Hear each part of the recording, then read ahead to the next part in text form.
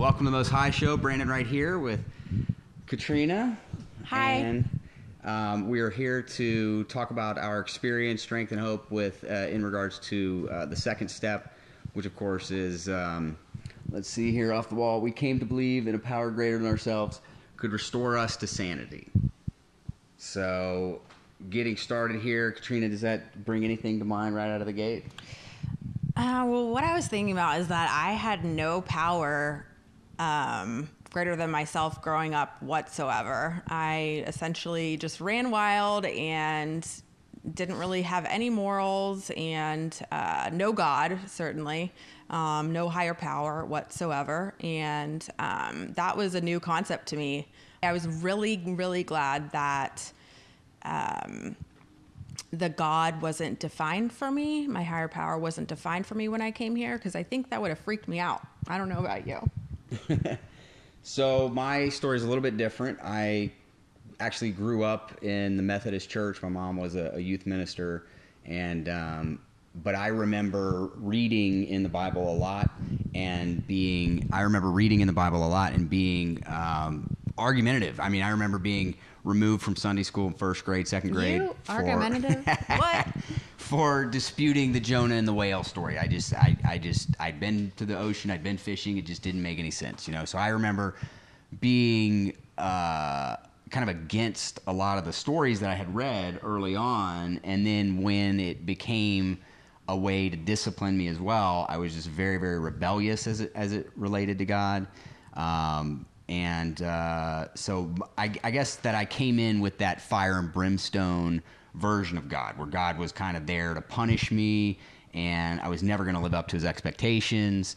And just to kind of, I mean, my background in life in general was, you know, I was born into an alcoholic family. My father, killed himself when I was 11 years old, and he suffered an alcoholism, you know, the slow downward spiral of alcoholism, and eventually took his own life because he couldn't ever see that there was a solution. I mean, he made it into the rooms at 8111. He was, in and out of there in 87, 88. I remember him talking about it.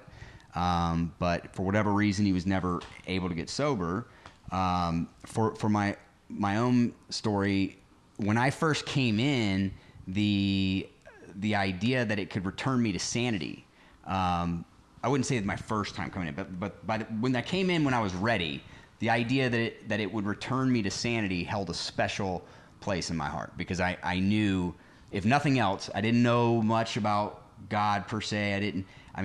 To me, I was so shot out in the end. I mean, it had been a summer of just amphetamines and whiskey and just not eating and craziness. I was just insane. I believed I had a microchip in my ankle. I believed the FBI and the CIA and everybody was out to get me, and I was just literally insane. And so the idea that I could be returned to sanity, you know, it really meant a lot. Yeah, for me, I thought that God was like fairy tale. Like, it was the equivalent of Hansel and Gretel or something along those lines. Like, there was no God, but I guess the God of drugs and alcohol and myself at times. And I also grew up with a family that my mom got sober in 92. My dad is still a marijuana addict, and it's definitely progressive disease in that he's essentially crazy now and not very functional.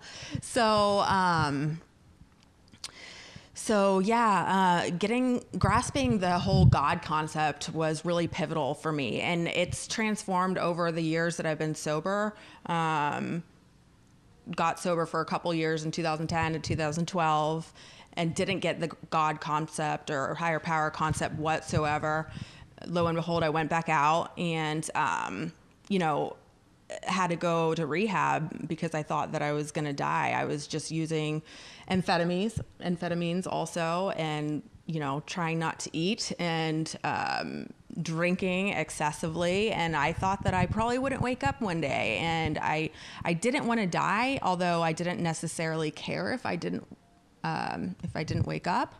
But I cared enough to check myself into rehab. Thank God. This time around, I got a sponsor in rehab, actually. And, even though I still at that point thought that God was a fairy tale, I knew that the program for me from 2010 to 2012 didn't work. And I didn't follow any of the steps. First step, I knew that I had an issue with alcohol. But other than the first step, I didn't follow any of the suggestions. This time around, I actually prayed. There's a lot of readings in the book that were particularly impactful for me, namely pages 86 through 88. I remember my sponsor had me read those, and it's kind of upon awakening. Essentially, we get out of ourself.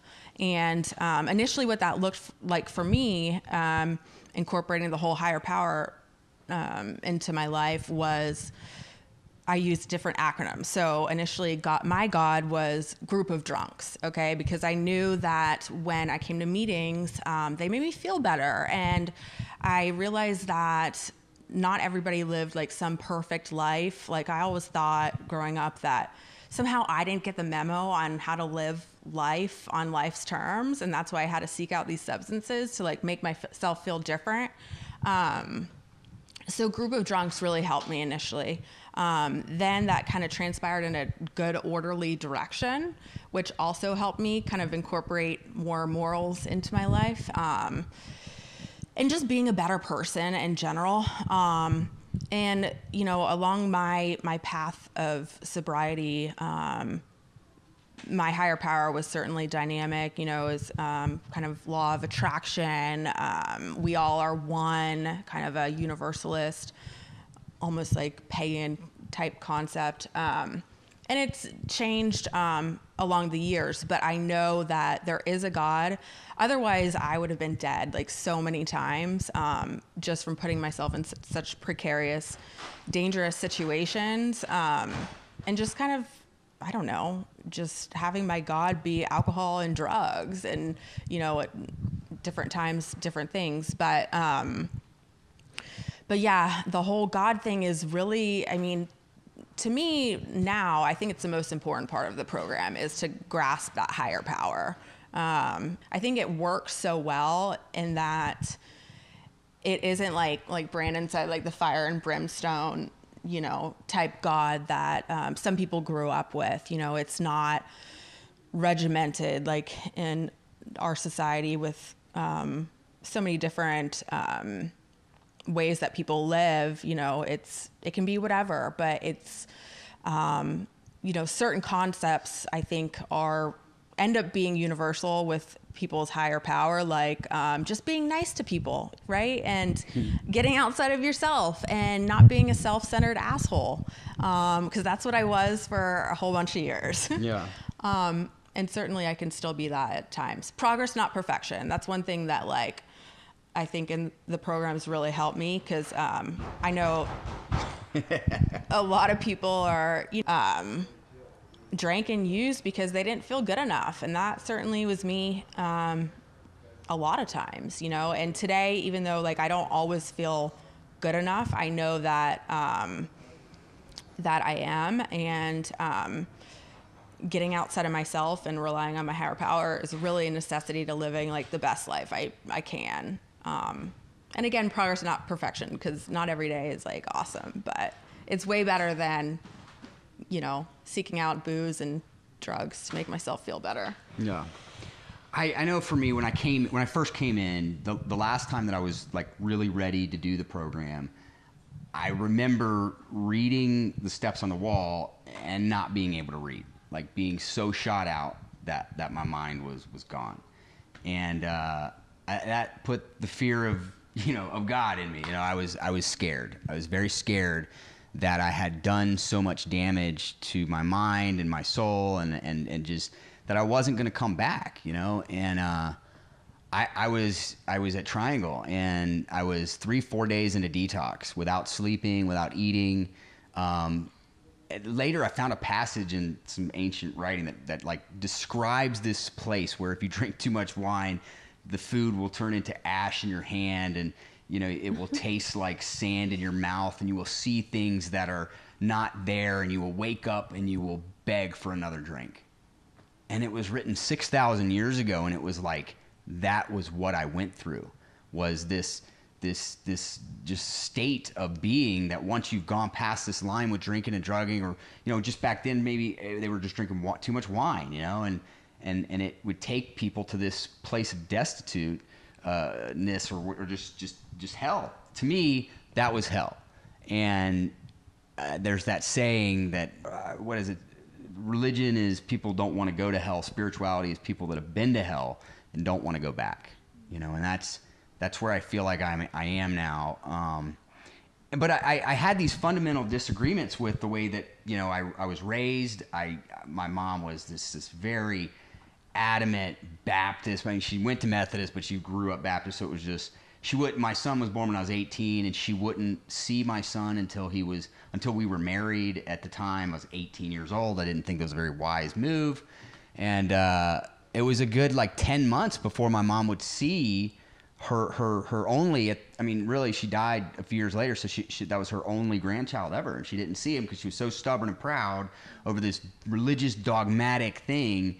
So I had these resentments, and I also had this concept of this might sound crazy, but I just always believed in reincarnation. Since I was 5, 6 years old, I had these dreams of just that it existed. It just makes sense to me, and not that it's right or wrong, but just that the idea that it was so wrong that thinking it meant you would go to hell was just absurd. It's just like an absurdity, and so I just couldn't wrap my head around that. So when I came in, I guess what I was getting to is a lot of my objections first came in were things in my head that I had just created that really weren't true. I didn't have any concept of what the first step was or what the second step was. And the second step, just kind of defining it and putting it into wording. The first step was just this action of writing down everything I had ever done as a direct result, or everything negative that had ever happened as a direct result of drinking and drugging. And it ended up being 13 pages of, self-inflicted tragedies and just, in and out of juvenile prison here in Atlanta, and just all this trash, where I should have been going to, great lengths to go to schools and higher education. And I never did any of that. I was, basically out of high school in 10th grade, and I just shouldn't. I had a lot more potential. So anyway, I could never really look at drinking again because of the work I had done in the first step. So by the time I got to the second step, I was more open to doing it because the first step had revealed to me the true nature of my alcoholism. And so I'll wrap up here.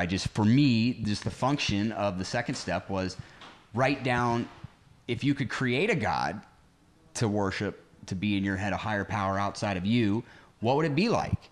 And that was a simple exercise, and it was something that it believed in reincarnation. It believed in eternity. It believed in an omnipotence. It was very forgiving. It was patient. It was all these things that I wanted God to be, that the Christian dogmatic God I was taught about wasn't necessarily. And so, but that became my God. At the end of that step, my sponsor looked at me and said, "That's your higher power," and that was so moving that it really rocked my world, and it changed the dynamic of when I pray in the morning to help me to stay sober, and when I pray at night, gratitude, thank you for letting me stay sober. It means something because it's the God of my understanding, not what somebody else gave me or shoved down my throat. So thanks. Nice. For me, I think that our body and us as people are comprised of 3 components: mind, body, and spirit. And spirit is what was lacking for me. I filled that spirit with booze and alcohol and drugs and bad stuff. And I'm really grateful for AA for helping me to connect with the spiritual world that I needed to live a much better life. And I'm going to keep coming back because it's better here. Thanks. Hey, thank you. Thanks so much.